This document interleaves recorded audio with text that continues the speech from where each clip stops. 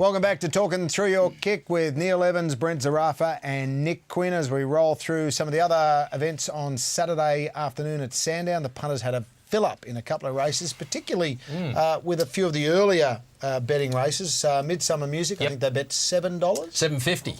$7.50? Yes, back in behind there, just trotting. And you talk about the early shoppers. No, this is Victorian horse, Quinny. Midsummer Music could have been one of the best weighted chances. Group 1 winner. Gets into this beautifully and just searching for a run through the middle. 7.50 into 4. Backed it for 48 hours, Russell, Midsummer Music. I'm on hot schnitzel. I'm belting the living daylights out of this horse. Couldn't hang on. At the time, I didn't realise Midsummer Music was in the second set of Moody colours, and I was looking at the horse out the back in the white with the blue thinking, where's this horse coming from? But she was certainly well weighted in this race, and her run at Flemington was good on a track that was quite firm. Sandown had a little bit more give in it, and we gave a rap to Karen McAvoy before. I think a rap has to go for Stephen Arnold. His strike rate, unbelievable for the amount of rides he's had during the carnival. He's been sensational. I don't know what the numbers are off the top of my head, but his winning strike rate was sensational. Here was another great winning ride, another horse reasonably well backed, formerly with Grainbeck, now with Maddie Smith Cabernet. She's a good mare, this one. She just travels so strongly on the bit. Like, you see everything else under pressure, and Michael Rod here hasn't even moved. Doesn't want to push She's the button got a real too early. short, sharp sprint, Dash, and when she goes, she can really put a race to bed. She'll come back to Sydney and hopefully run in the Festival Stakes and go on to the Villiers. Got there at the right time. They started to come. Angel of Mercy dashed up on the inside. Yeah, again, she was well backed, as was Cabernet. I think the punters sort of worked this one out, and Sky Rush has been pretty consistent right through, but I think there was a good go. Was it 6.50 into 4.60? For Cabernet, a really good push. And Shani Rose again unlucky. If you just take it back, that's just held up and bumped. her, And another Sydney horse strong on the line Oh, there. Just picking them up.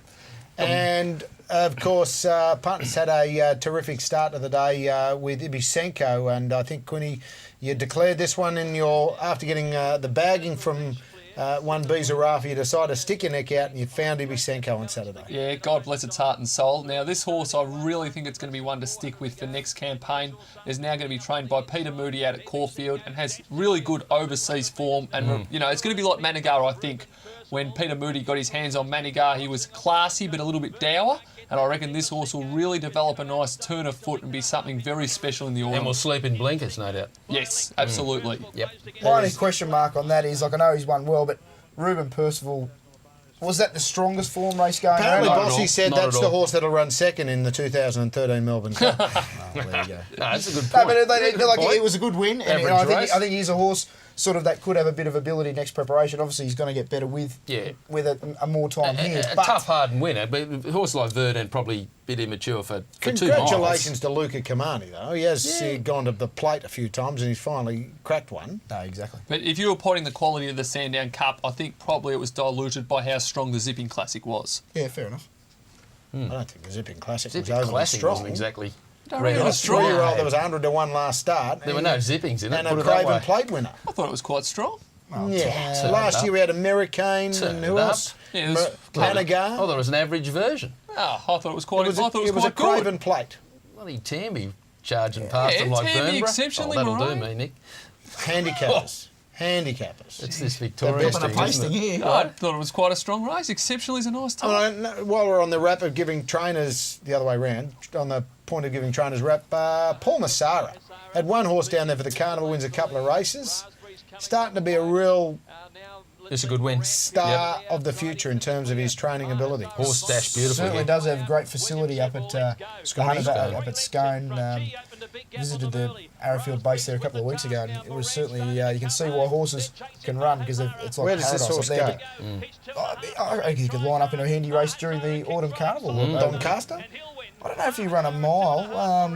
Run 2 miles the way he's going Didn't he there. put him away in the But, blink of an just- eye, though? He did. But there's no whip action here, that's the He thing. like an I mean, all-age stakes, 1400 metre race. I'm not that sure. was 1500 Yeah, I think the camp would be confident run a good mile. and would get Good company. 52.5 kilos Yeah, maximum, so you've just got to get into the race. Yeah, I think it's a Doncaster hope.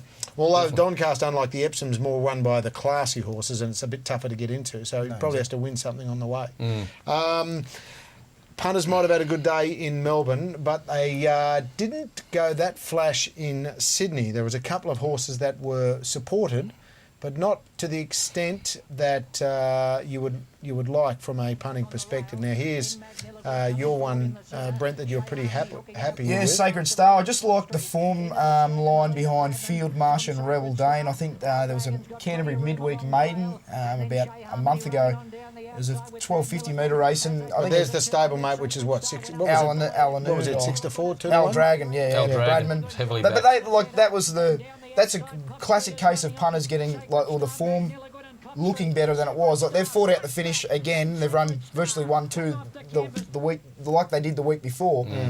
These horses were fresh on the scene, coming from a completely different form line, and they were just better than them, I think. And the crafty old soldier on board there, Jay Cassidy. Oh, he certainly does. And the horse is now apparently going back to New Zealand to racing the Levine Classic. Yeah. Levine Classic, which is a Group 1 mile event for 3-year-olds. For 3-year-olds, and some great horses. Is it a Group 1 horse a week? I wouldn't be backing it in that race, but it's obviously the connections have ownership, partnership in New Zealand, and they want to take the horse back there. One thing from a punting perspective that does stand out, the test of time, is if a horse goes from $1.70 or $1.50 pre-post to $1.70, and you can almost get black figures on the Saturday, then it's on the nose. Yes. Hence Sessions. $1.45 to $1.85 officially, and in a 5-horse there field. certainly was black figures. You could get even money with the bookmakers on course.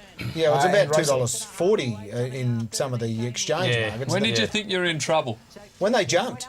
Well, he fired up. Well, they said that they wanted to ride him cold, and he was the first horse out of the barriers. And then he got That attacked. changed all the plans. Before he got into the barriers, when the jockey pulled the towel out and started wiping the sweat off the flanks, I thought, well... Yeah, but it was quite a warm day. The sun was out. Like I don't too concerned about that. I think that gets overplayed a little bit. That ruined sometimes. a lot of multi-bets, I reckon, throughout the country. We're going to look at a couple of other singles races. too. My point is, though, so do you go to the races and do you see all the fluctuations, or do you stay at home and see the attitude of the horse in the parade ring, or do you do what you do and probably a bit of both? All that. I think that's punting. Hard to You do gotta at put- Winton. Yeah, but that's the beauty about watching the races on TV. And you see the parade, you can see what happens. You can look at the fluctuations on your computer or wherever you are. You've got to take it all in. You can't just stick to one and not the other.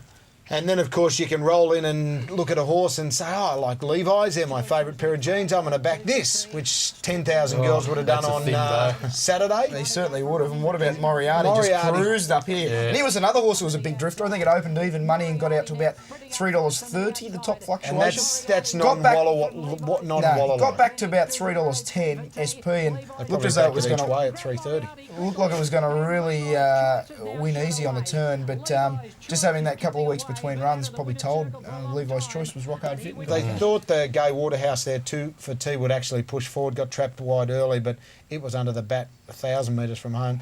Do we throw a lot of this form out of the bathwater? Are these horses going to be around and you just have to deal with it? Yeah, well, this is off-season racing now. We've come off a very big cliff.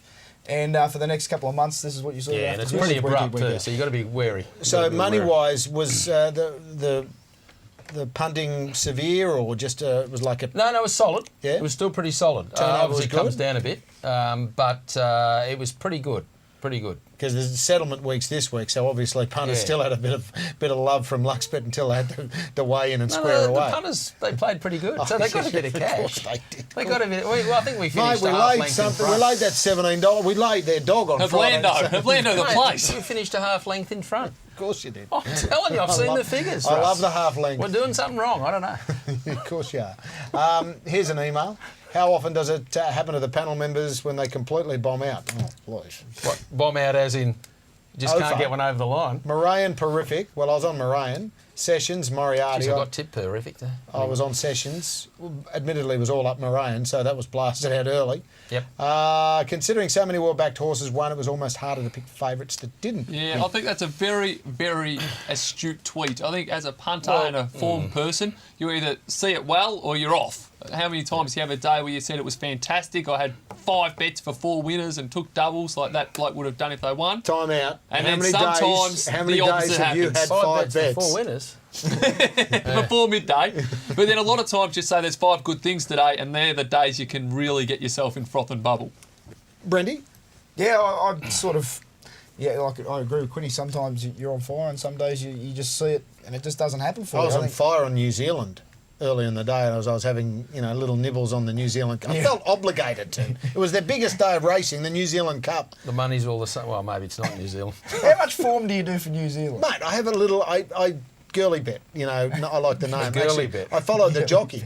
What was the name that rode a winner or two? If they can go to the trouble of racing, Lisa we can go to the Allpress. trouble of betting. Lisa She actually Allpress. found a couple for me. You follow the riders over there. Leave me out of New You Zealand. know the Where are you race going, after the Rob? New Where are Zealand you Cup? going? If you're thinking of owning a horse and racing in New Zealand, have a listen to this. The race after the New Zealand Cup, one of their big days, was worth $25,000 New Zealand, which is worth less than race whatever at Kembla on Saturday. So it just goes to show how strong our prize don't go to money New is. Zealand, Prize go to money's Kembla. very- Well, even Prize money's Ivachenko, enormous. I saw a tweet there from Racing Victoria on the weekend saying, with the $100,000 bonus and the Sandown Cup prize money, it had won more in that one race than it had for its 12 previous starts. And It's just on that, unbelievable. how much did Orlando get for the Richmond win? Oh, it was about 1,100 or something. That's all right. Good. Half with It's the all right for trainer, half Dougie. with Half you. the trainer and all right for between us Dougie. is about a hot dog each. 55 each.